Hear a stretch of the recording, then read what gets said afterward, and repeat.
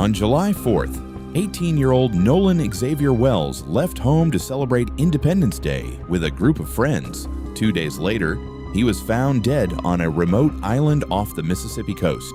Since then, investigators have released the boat's GPS data. Nolan's cell phone is being examined again, and prosecutors say the case will eventually go before a grand jury. But after all of that, one question still remains. How did Nolan Xavier Wells never make it off Horn Island?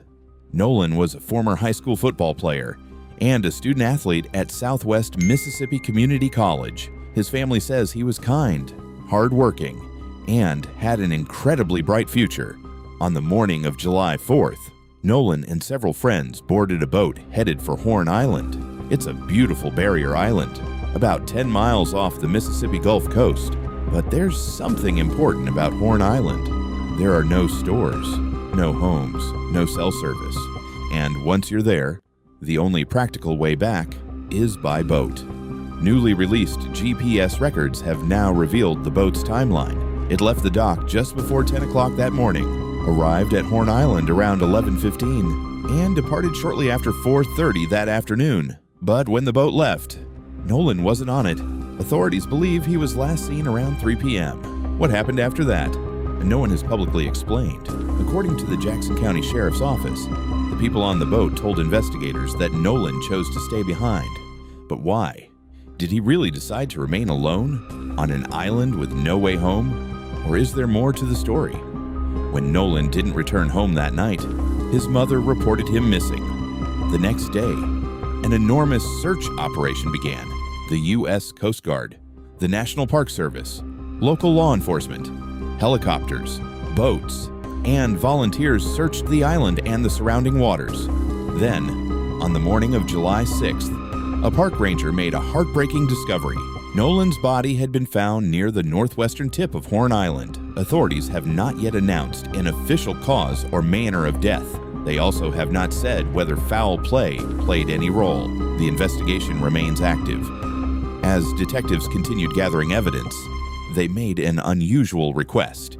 Anyone who had visited Horn Island that day was asked to submit photos, videos, or eyewitness accounts, especially anything showing Nolan, or any arguments, fights, or unusual activity before he disappeared.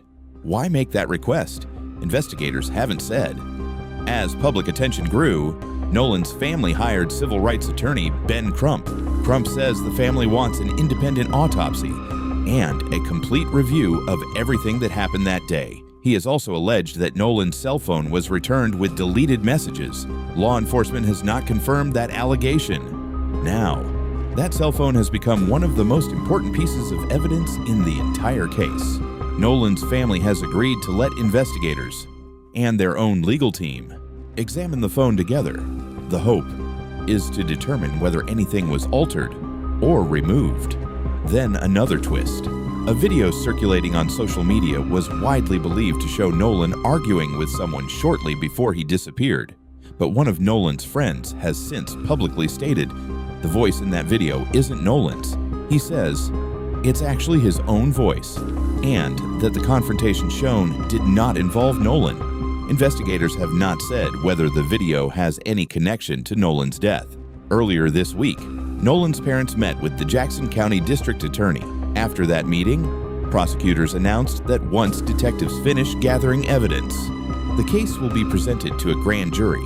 For Nolan's family, that was another step forward, but it still wasn't the answer they were hoping for. Investigators know exactly when the boat arrived. They know exactly when it left, but they still don't know, or at least haven't publicly explained, what happened in the hours between. Why wasn't Nolan on the boat? Why did everyone else leave? Will the cell phone reveal something investigators have missed? Or will the grand jury uncover the truth? Until then, the final hours of Nolan Xavier Wells remain a mystery. Who did this?